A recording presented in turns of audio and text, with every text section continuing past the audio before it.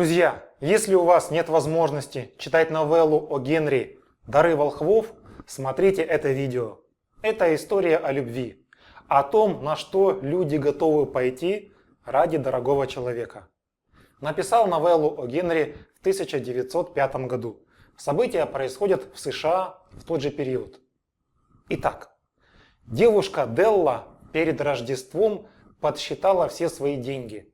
$1 87 центов. Да, маловато. Она со своим мужем Джеймсом снимала квартиру за $8 в неделю. Обстановка в квартире говорила, что в ней жили бедные люди. Когда-то Джим хорошо зарабатывал $30 в неделю. Сейчас его зарплата была $20, а расходов очень много. Как вы понимаете, девушка не работала. Несмотря ни на что, Делла всегда с радостью встречала с работы своего любимого Джима.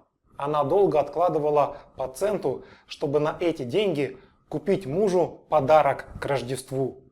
Но что хорошего можно купить за $2? Делла подошла к зеркалу и распустила свои каштановые волосы. Тут следует отметить, что в их семье было два сокровища, которым дорожили и Делла, и Джим. Первое сокровище – это золотые часы Джима, которые ранее принадлежали его отцу и деду. Второе сокровище – это волосы Деллы. Они были длинные, ниже колен. Делла оделась и выбежала на улицу. Она зашла в салон «Всевозможные изделия из волос». «Сколько?» – спросила девушка, показывая свои волосы.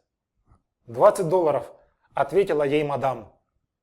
2 часа Делла бегала по магазинам в поисках подарка Джиму. Наконец она нашла. Это была платиновая цепочка для карманных часов. Она была прекрасна, то, что нужно. Джим носил часы на старом потертом кожаном ремешке. Делла заплатила $21. Она была счастлива. Дома Делла привела новую прическу в порядок.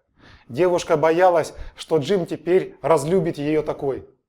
С цепочкой в руках Делла ждала мужа с работы. Послышались его шаги. Джим вошел. Ему было холодно, ведь у него не было ни перчаток, ни хорошего пальто. Джим увидел Деллу и не мог отвести взгляд. Девушке аж стало страшно. Она бросилась к нему и обняла.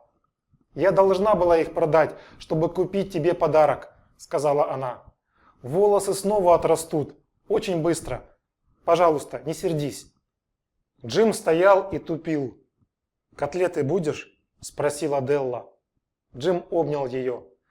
Затем он бросил на стол сверток. «Разверни его», – сказал он. «Ты поймешь, почему я так тупил». Делла открыла его и вскрикнула от восторга. Затем она заплакала. Как думаете, почему? На столе лежал красивый набор расчесок, о котором она мечтала в последнее время. Расчески стоили дорого. Делла знала это. Она улыбнулась сквозь слезы. «Волосы очень быстро вырастут», — сказала девушка. И вспомнила о своем подарке. Делла протянула Джиму цепочку для часов. «Дай мне часы, я прицеплю ее». Джим спокойно ответил, что на какое-то время им придется спрятать дорогие подарки. «Часы я продал, чтобы купить тебе расчески. Давай ужинать». Традицию дарить на Рождество подарки завели мудрые волхвы, когда пришли поклониться маленькому Иисусу. Но их подарки даже близко не стоят с теми, что сделали друг для друга Джим и Делла. Вот такая добрая история, друзья.